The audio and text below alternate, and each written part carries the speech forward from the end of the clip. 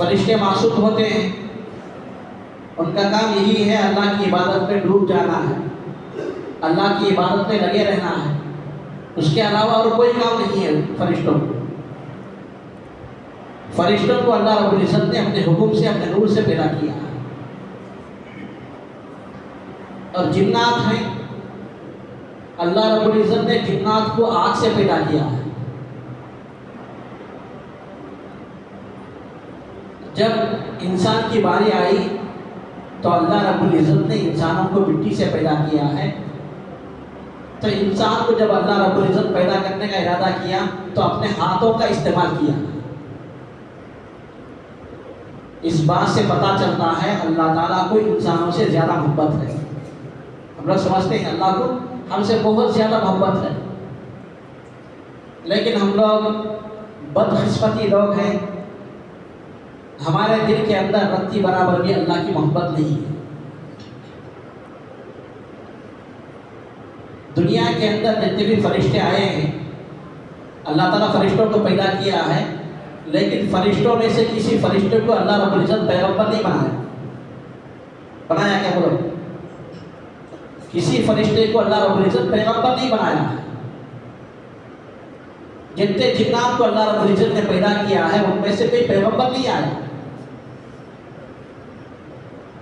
اللہ رب العزت نے انسانوں میں سے پیغمبر کو بھیجا ہے۔ اس بات سے پتہ چلتا ہے کہ اللہ تعالیٰ کو انسانوں سے زیادہ محبت ہے۔ اس کی بہت بڑی دلیل یہی ہے، اور اللہ تعالیٰ کا وعدہ بھی یہی ہے۔ اور انسانوں میں سے اللہ رب العزت سب سے آخر پیغمبر ہے محمد مصطفیٰ صلی اللہ علیہ وسلم، اس پیغمبر سے زیادہ محبت کرتے ہیں، اور پیغمبر سے بھی محبت کرتے ہیں، پیغمبر کے امتیوں سے بھی زیادہ محبت کرتے ہیں۔ یعنی ہم سے اللہ تعالیٰ بہت محبت کر رہا ہے۔ اس کی دلیل یہی ہے، دنیا کے اندر بہت سارے انسان ہیں، اللہ رب العزت نے ان انسانوں میں سے چن کر ہم کو ایمان کی دولت دیا ہے۔ یہ ایمان ایسے ہی حاصل نہیں ہوتا بھائی، اس کے پیچھے صحابہ کرام نے بہت ہی قربانی دی ہے۔ کتابوں میں اندر لکھا ہے، اللہ کے نبی علیہ السلام کے دربار میں ایک یہودی نوجوان صحابی روزانہ اللہ کے نبی علیہ السلام کے دربار میں حاضر ہوتے تھے۔ اسلام قبول نہیں کیا ہے، اللہ کے نبی علیہ السلام کی خدمت کرنے کے لیے روزانہ خدمت میں آیا کرتے تھے، اور واعظ و نصیحت کو غور سے سنتے تھے۔ سن کر چلے جاتے تھے، روزانہ کا معمول تھا ان کا۔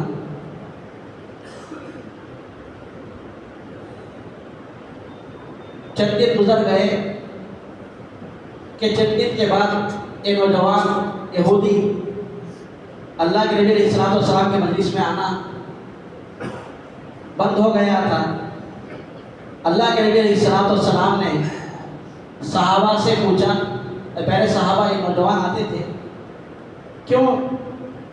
میں دیکھتا ہوں کہ 2-3 دن سے نظر نہیں آ رہے ہیں، ان کی کارگزاری کیا ہے، لے کر آؤ۔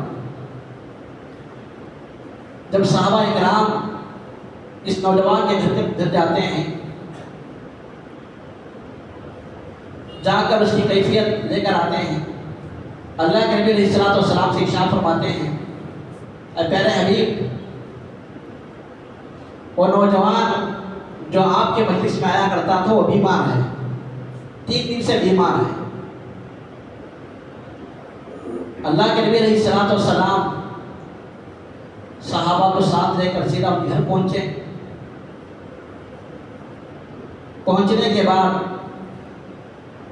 گھر کے اندر داخل ہونے کی اجازت مانگی۔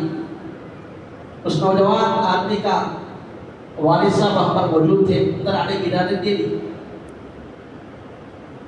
اندر جا کر دیکھتے ہیں وہ نوجوان بستر پر پڑا ہوا ہے، وہ نوجوان بستر پر پڑا ہوا ہے۔